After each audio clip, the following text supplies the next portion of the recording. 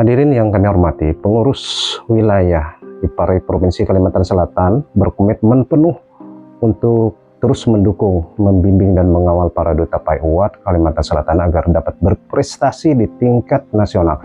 Kita ingin para penyuluh dari Kalimantan Selatan tidak hanya sekedar ikut serta, tetapi benar-benar siap bersaing dan berprestasi. Alhamdulillah dalam upaya ini kita berkolaborasi dengan Ustadz Dr. Haji Ahmad Nawawi Abdul Rauf, juara 1 PAI di tahun 2023, yang telah membuat bimbingan praktis dalam bentuk video bertajuk Ayo ikut PAI 2025. Video ini hadir dalam 4 episode yang insya Allah sangat bermanfaat karena berisi panduan lengkap, strategi sukses dan tips penting untuk menghadapi kompetisi ini. Maka bagi para duta PAI 2025, manfaatkan kesempatan ini dengan sebaik-baiknya. Hadirin yang saya banggakan, sebagaimana pepatah pernah mengatakan, kesuksesan adalah milik mereka yang bersungguh-sungguh dan tidak mudah menyerah. Maka dari itu saya ingin berpesan kepada seluruh peserta PAI Award, pertama persiapkan diri dengan sebaik-baiknya, kemudian ikuti prosesnya dengan penuh semangat, manfaatkan bimbingan dan pendampingan yang ada, serta yang terpenting jangan lupa berdoa dan bertawakal kepada Allah Subhanahu wa Ta'ala. Ingatlah bahwa keberhasilan PAI Award ini bukan hanya untuk kemenangan pribadi, tetapi juga merupakan kebanggaan bagi komunitas penyuluh agama di Kalimantan Selatan. Mari kita tunjukkan bahwa penyuluh dari Kalimantan Selatan adalah penyuluh yang berkualitas, inovatif, dan siap bersaing di tingkat nasional.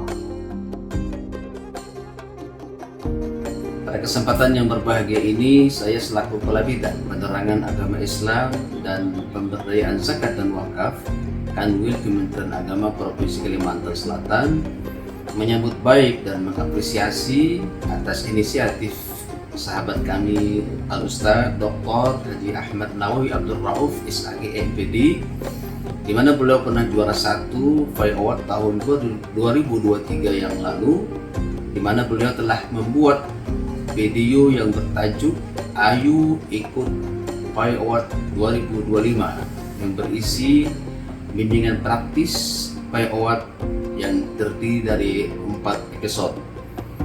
Video ini akan memberikan tambahan ilmu dan wawasan tentang apa dan bagaimana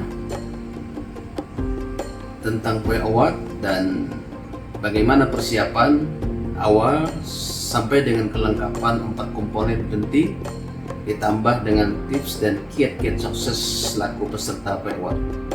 Dengan ikhtiar ini kita berharap duta-duta PAI Award Kalimantan Selatan bisa meraih prestasi terbaik pada PAI Award tahun 2025. Pesan saya kepada para duta-duta PAI Award tahun 2025, ikuti PAI Award ini dengan sungguh-sungguh, tetap semangat, dan jangan lupa selalu berdoa kepada Allah Subhanahu wa Ta'ala.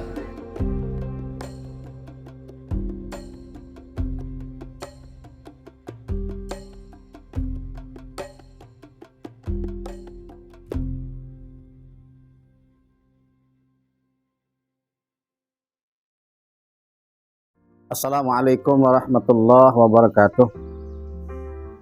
A'udzubillahi minasyaitonirrajim. Bismillahirrahmanirrahim. Alhamdulillah, hamdan wa syukran lillah, salatan wa salaman ala rasulillah wa ala alihi wa sahbihi wa mawalah. Asyhadu an la ilaha illallah wa asyhadu anna muhammadan abduhu wa rasuluh la nabiyya ba'da. Subhanaka la ilma lana illa ma 'allamtana innaka antal alimul hakim wa tub alaina innaka antat tawwabur rahim. La haula wala quwata illa billahil aliyil azim, amma ba'd. Para pemirsa, kawan-kawan sekalian penyuluh agama Islam dan penyuluh lintas agama di seluruh Nusantara, wabil khusus kawan-kawan penyuluh di Provinsi Kalimantan Selatan. Alhamdulillah wa syukurillah, dengan izin Allah kita bisa bertemu kembali pada episode yang kedua yang berkenaan dengan Ayo Ikut PAI Award tahun 2025. Program pemerintah ini merupakan salah satu cara pemerintah memberikan apresiasi dukungan, penghargaan kepada penyuluh yang sudah lama dan terus berkiprah, tentu dengan kreativitas, inovasi yang tiada henti, sehingga bisa menghasilkan kemanfaatan yang luar biasa kepada umat, bahkan kepada bangsa. Dan tentunya kemanfaatan ini kita dapatkan juga nilai pahala kualitasnya di sisi Allah Subhanahu wa Ta'ala. Oleh karena itu, penyuluh agama adalah bagian dari dakwah, dan Fai Awad ada satu di antara bagaimana kita mengimplementasi kompetensi kita, kemampuan kita dalam rangka memberikan kemanfaatan yang banyak kepada masyarakat. Khairun nas anfa'uhum linnas. Nah, pada episode yang kedua ini kita ingin berbicara yang sangat teknis sekali, ya. Apa itu? Yang pertama adalah kita bicara tentang portofolio, kemudian kita bicara tentang video, kemudian kita bicara tentang karya tulis ilmiah, dan kita bicara tentang presentasi.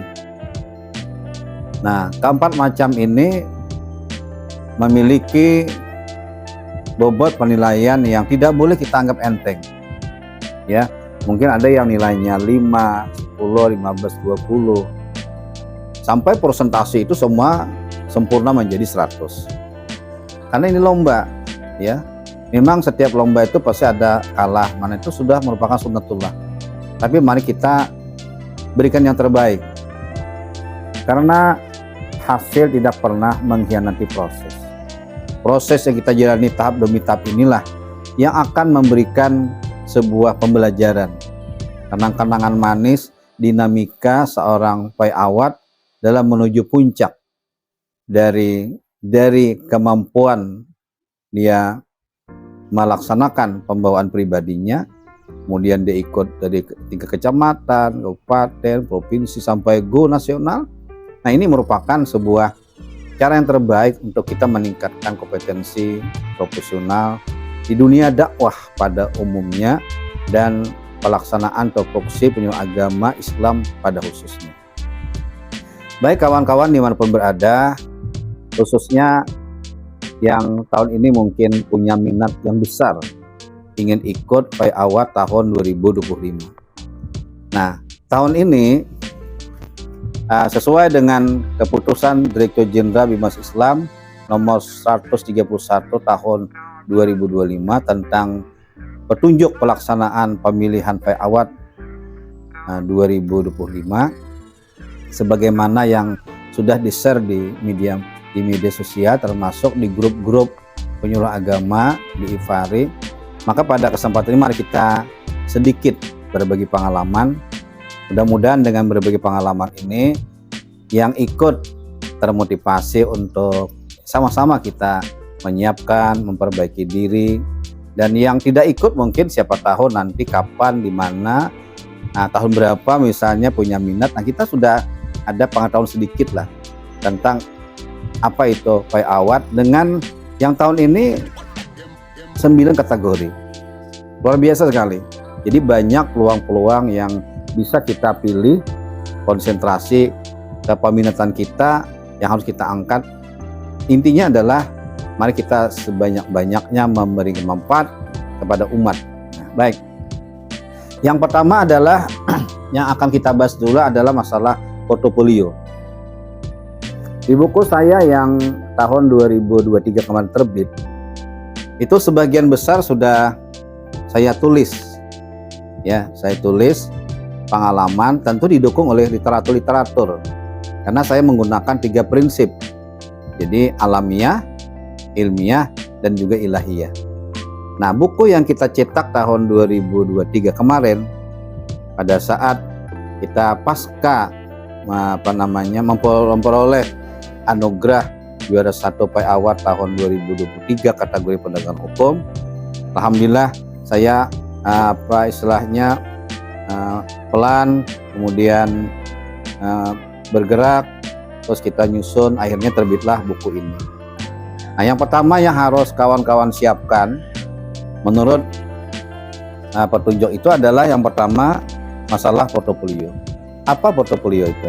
Nah, di sini disebutkan bahwa Portofolio adalah kumpulan dokumen seseorang, lembaga, kelompok, organisasi, dan sejenisnya yang memiliki tujuan untuk mendokumentasikan perkembangan suatu proses dalam mencapai tujuan yang sudah ditetapkan. Nah, hubungan dengan awat ini adalah bahwa portofolio adalah profil penyuluh agama yang bersangkutan pada saat dia mengikuti perlombaan yang tahun ini dilaksanakan tahun 2025. Simpelnya begini kawan-kawan sekalian, awat itu sama dengan my profile. Apa saja isi-isi dari profil itu? Nah, kebetulan pada tahun 2023 kami sudah menyusun portofolio dalam bentuk seperti ini. Ya, jadi sebelum buku ini kita tulis, kita terbitkan, bahan dasarnya adalah diantaranya di sini. Ini portofolio, ya. Kawan-kawan bisa melihat portofolionya sedemikian rupa bentuknya. Ya, mungkin desain-desainnya boleh lebih beda-beda sedikit, tapi ya tidak jauh lah. Ya seperti inilah, sederhana saja. Tapi yang terpenting adalah isinya, isi dari portofolio. Nah, isi portofolio itu sebagaimana dilihat pada portofolio di sini. Di sini ada 4 aspek penilaian yang harus kita penuhi.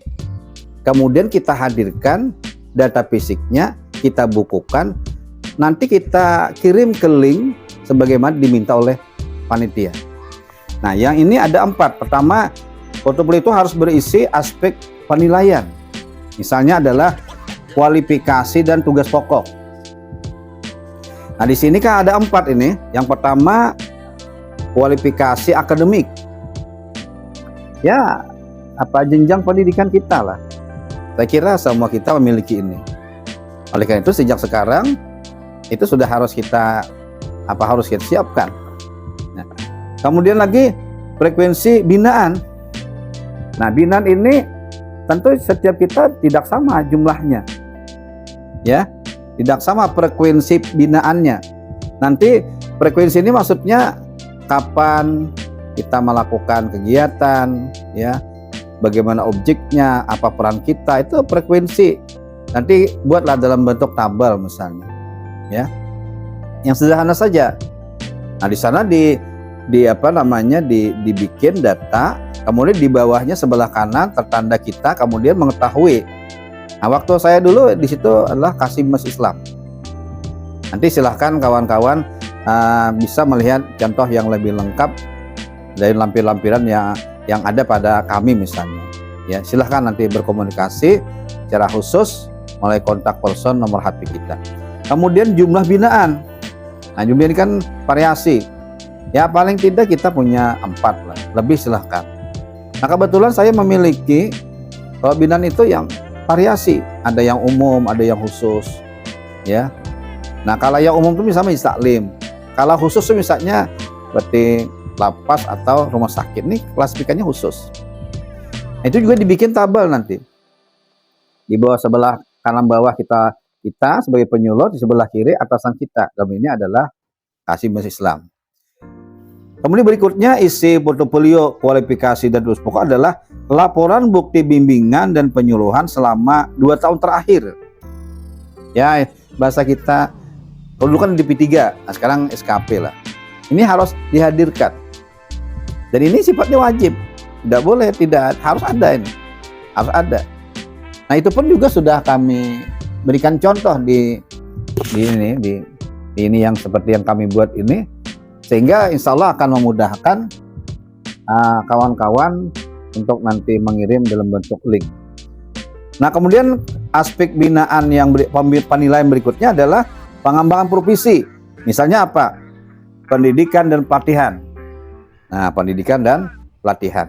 Nah, di buku sini juga ada sebagian kami jelaskan tentang my profile tersebut. Saya sebut my profile supaya agak lebih mudah. Nah, di sini saya paparkan misalnya biodata, pendidikan, alamat, kemudian media sosial, profesi, pengalaman organisasi, ya.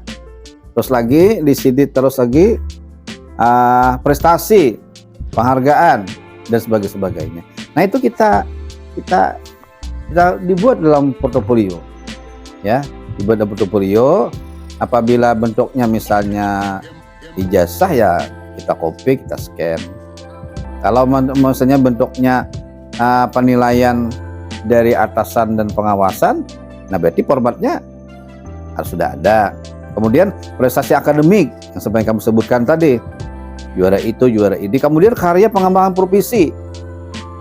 Apa contohnya? Nah, mungkin di antara Bapak Ibu ada yang menerbitkan buku misalnya, atau menyadur, atau menerjemahkan dan sebagainya. Nah ini adalah aspek penilaian pengembangan profesi, dan itu masuk di portofolio.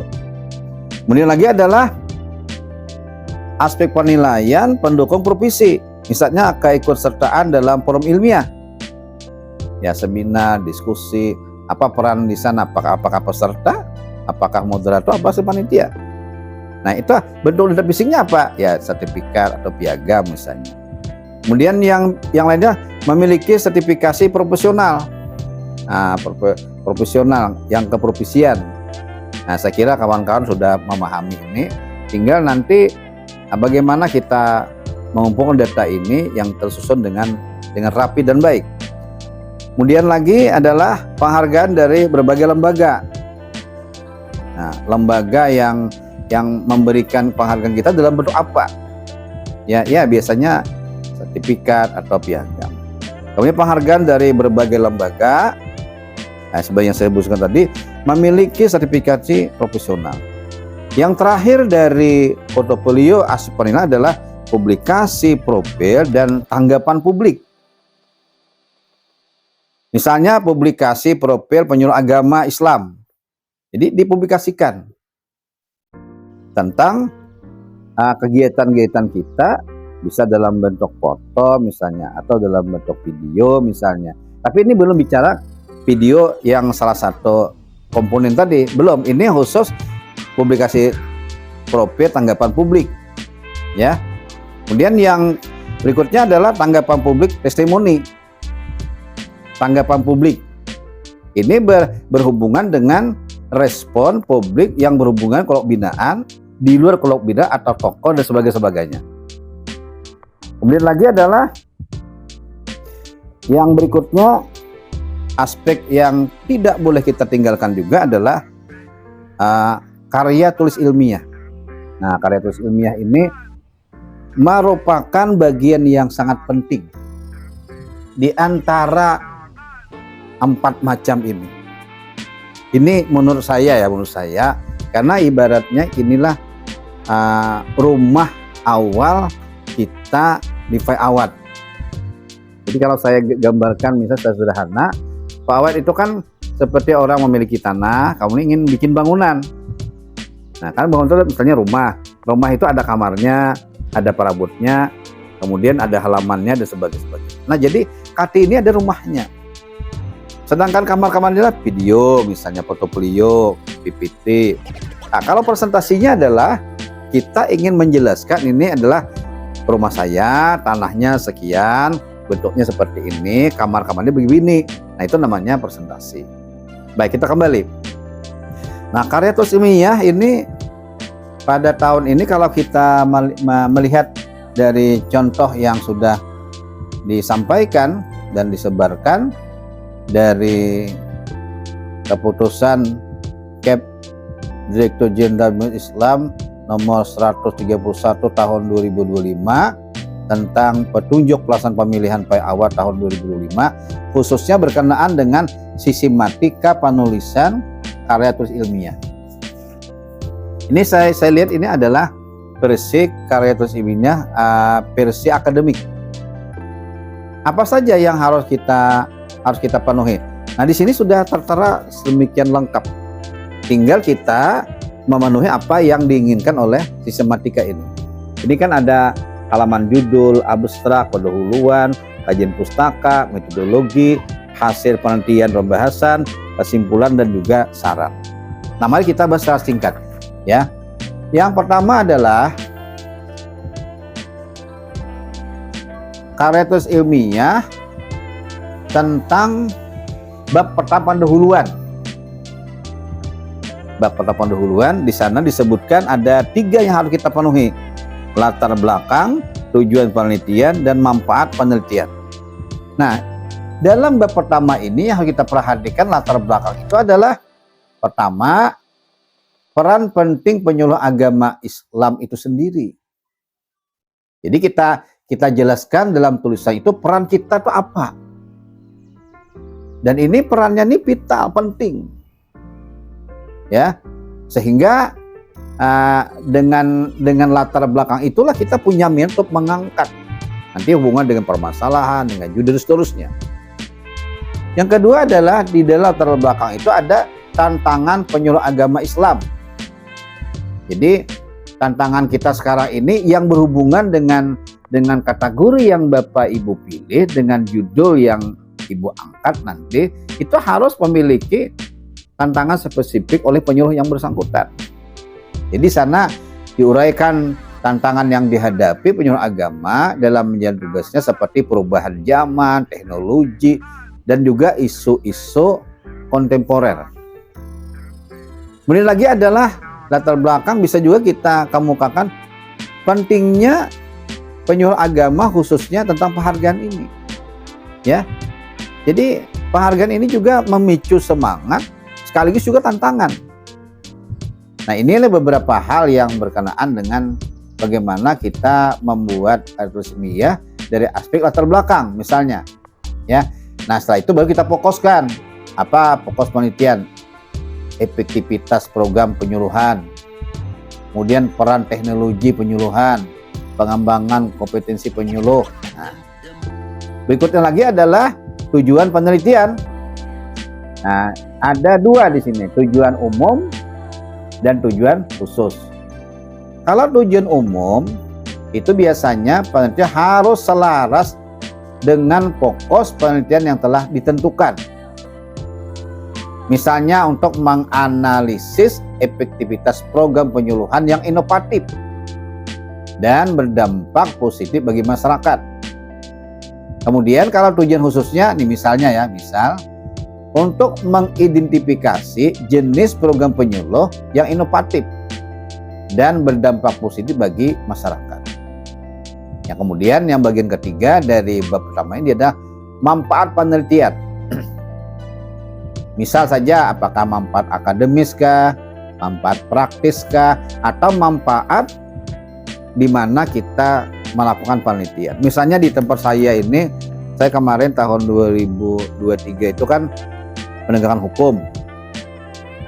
Maka manfaat yang akan saya angkatlah pertama bagi narapidana garis miring santri, kemudian bagi petugas atau sipir, kemudian bagi tenaga pengajar, ya, kemudian bagi masyarakat, kemudian lagi bagi keluarga narapidana, kemudian dari pihak pemerintah dan sebagainya. Nah, ini kita kemukakan manfaat-manfaatnya, ya. Maka dengan demikian insya Allah pada bab yang pertama ini, baik latar belakang, tujuan penelitian, manfaat penelitian, itu sudah terlihat. Nah berikutnya baru kita lanjutkan pada bab yang kedua. Apa bab kedua? Yang di sini kan diminta adalah bab kedua ini kajian pustaka. Misalnya landasan teori. Di sini diminta kita landasan teori nih. Nah, landasan teori pertama adalah pengertian penyuluh agama. Akhirnya ini singkat-singkat saja. Tujuan penyuluh agama, prinsip penyuluh agama Islam, ya. Ya bolehlah ingin dirinci misalnya apakah prinsip dari segi tauhid kah, dari prinsip Al-Qur'an kah, dari prinsip kemanusiaan kah, atau prinsip kesetia kawanan. Ini misal saja, ya. Kemudian bisa juga kita tambahkan dengan model penyuluhan. Itu sangat Bapak Ibu nanti relate atau hubungkan dengan kategori dan spesifik yang akan Bapak Ibu angkat dalam karya tulis ilmiah tersebut. Jadi model penyuluhan agama Islam, kemudian efektivitas penyuluh agama Islam, ya, kemudian metode penyuluhan agama Islam, evaluasi penyuluhan. Nah, kemudian juga kita diminta di sini untuk mengemukakan penelitian terdahulu. Ya, apa maksudnya? Penelitian orang lain yang juga meneliti yang sama, cuma spesifiknya berbeda. Jadi yang kita penelitian yang relevan dengan apa yang kita angkat, kemudian persamaan perbedaannya, kemudian kontribusi penelitian. Kalau penelitian orang lain misalnya yang Bapak Ibu nanti kemukakan di karya tulis Bapak Ibu, apa kontribusinya? Nah, maka nanti dikemukakan juga kontribusi yang akan Bapak Ibu angkat di sini, tentunya sesuai dengan fakta penelitian di lapangan. Nah, kemudian lagi yang ketiga, bagian dari kajian pustaka ini atau bab 2 adalah kerangka berpikir. Jadi apa model kerangka berpikir yang dilakukan oleh Bapak Ibu sebagai peserta PAWAN? Hubungan dengan kategori kepeminatan serta objek yang Bapak Ibu jadikan sebagai penelitian. Jadi gunakan model kerangka berpikir yang sesuai dengan metode yang Bapak Ibu pilih. Kalau di sini saya contohkan adalah metode kualitatif. Ya, kualitatif. Misalnya di sini adalah model kausal, interaktif atau model sistem. Atau bisa juga di sini ada hubungan variabel atau dengan hipotesis. Nah, saya ingin sarankan kepada Bapak Ibu, ya, terus terang saja, saya hanya menjelaskan, bukan ahlinya, bukanlah pakarnya. Tapi Bapak Ibu jangan pesimis. Kalau Bapak Ibu memang ikut PAWAN kemudian mempersiapkan karya tulis ilmiah, Bapak Ibu jangan malu, jangan sungkan-sungkan untuk bertanya kepada ahlinya masalah karya tulis ilmiah ini, kepada dosen kah atau mereka yang memang suka menulis misalnya. Jadi kita jangan alergi dengan orang-orang yang memang ahli pakar di bidangnya. Saya juga kemarin demikian, Bapak Ibu yang terhormat, kita belajar apa yang harus kita penuhi dalam karya tulis ilmiah. Nah, kalau misalnya kita akan menggunakan metode kualitatif atau pendekatan kualitatif, maka nanti disertakan juga teknik pengumpulan datanya. Misalnya wawancara, observasi, analis dokumen. Berikutnya lagi adalah teknik analisis data. Nah, jadi Bapak Ibu yang terhormat, nah ini adalah bab yang kedua. Kita lanjut misalnya ke bab yang ketiga. Nah, bab ketiga ini cukup penting karena ini bicara tentang metodologi. Di metodologi ini minimal kita akan bicara tentang pemilihan metode, lokasi dan konteks penelitian, kemudian instrumen penelitian, teknik pengumpulan data, dan teknik analisis data. Nah, misalnya seperti ini, ya. Bapak Ibu menggunakan metode kualitatif, maka pelajarilah metode kualitatif dan bertanya kepada orang yang paham tentang metode kualitatif ini.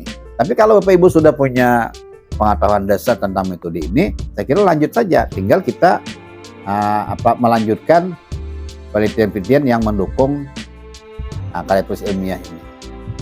Jadi, nah berikutnya lagi adalah lokasi dan konteks penelitian. Lokasi penelitian yang relate dengan topik penelitian Anda.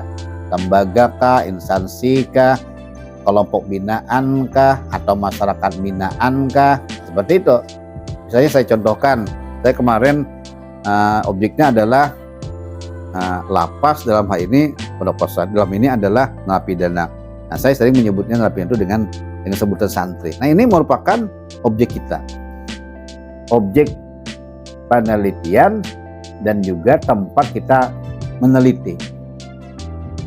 Nah, kemudian instrumen penelitian, ya, kemudian teknik pengumpulan data, ada wawancara mendalam, ada observasi partisipatif, analisis dokumen, atau mungkin menggunakan teknik lain, ya. Misalnya saya pernah menggunakan teknik focus group discussion atau FGD. Nah, ini bisa juga. Kemudian lanjut dengan teknik analisis data, ya. Nah, ini beberapa hal yang berkenaan dengan bab 3 metodologi. Baik, kita lanjut lagi. Kemudian bab yang keempat adalah berkenaan dengan hasil penelitian dan pembahasan. Jadi hasil penelitian pembahasan ini adalah untuk pembahasan ini merupakan inti dari karya tulis kita. Ya, ini intinya nih. Inilah kita ingin membongkar apa yang selama ini kita teliti, kita buktikan dalam bentuk tulisan, dan kita buktikan dalam bentuk fakta di lapangan. Misalnya kalau saya meneliti karya tulis ilmiah berhubungan dengan narapidana santai dengan kategori penegakan hukum misalnya, nah berarti saya harus memberikan hasil penelitian pembahasan itu betul-betul fakta ilmiah alamiah, bisa dibuktikan baik tertulis maupun di lapangan. Lokasinya mana, yang teliti siapa, bagaimana perubahannya, bagaimana hasilnya, dan sebagainya.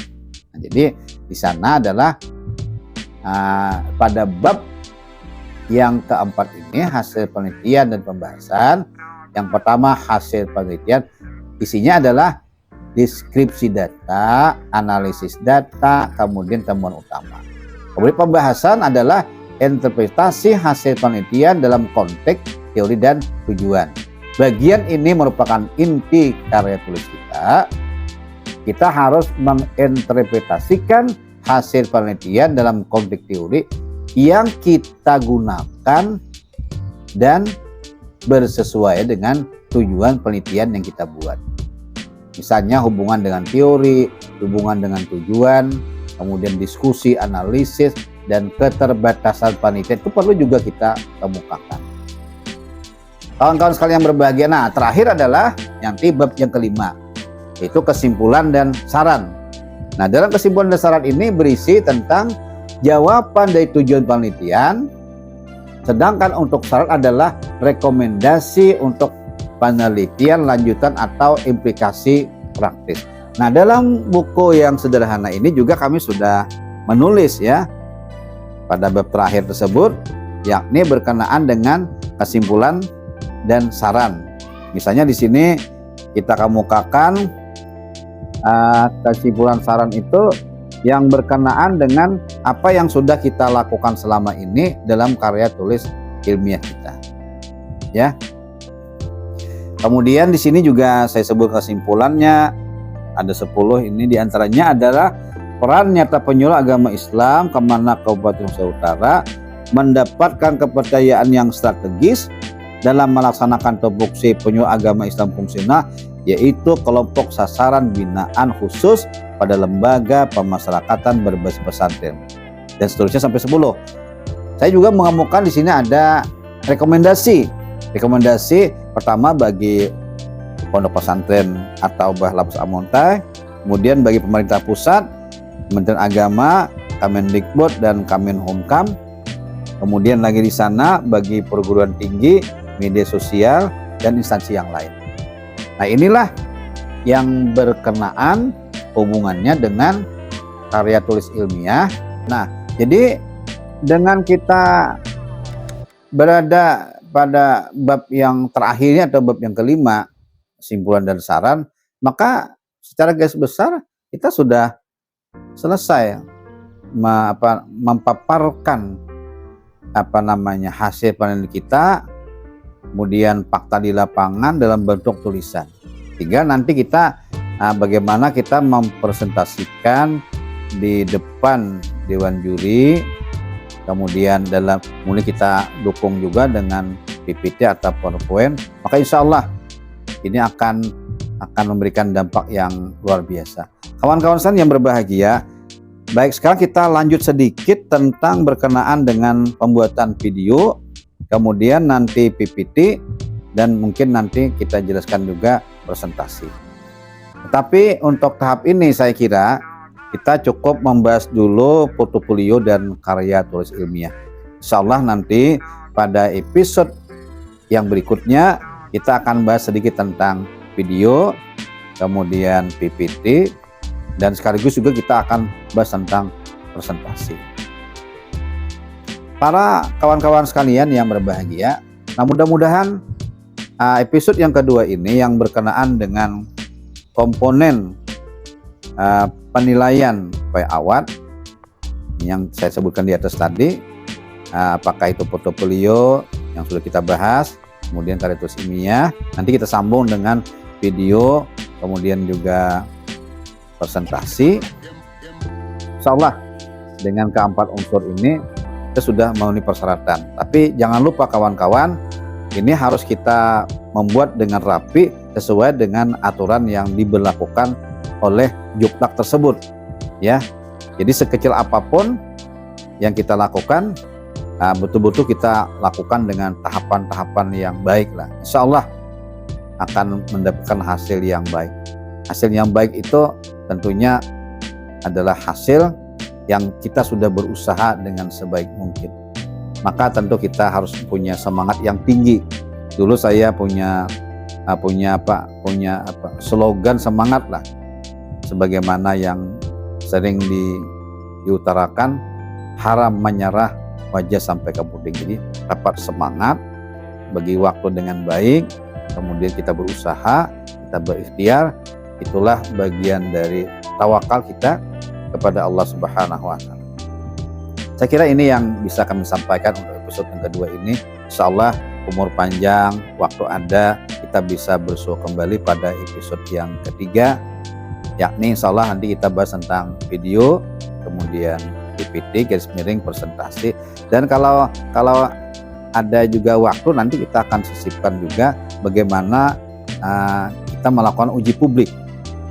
Uji publik itu dua, ada internal, ada eksternal. Nah ini juga dalam rangka menyiapkan seoptimal sebaik mungkin kawan-kawan yang mengikuti PAWAD. Mudah-mudahan yang ikut tahun ini lancar, berkah, juara, dan bisa go nasional. Demikian, wallahu a'lam bishawab. Wallahul muwaffiq ila aqwamit thoriq. Assalamualaikum warahmatullahi wabarakatuh.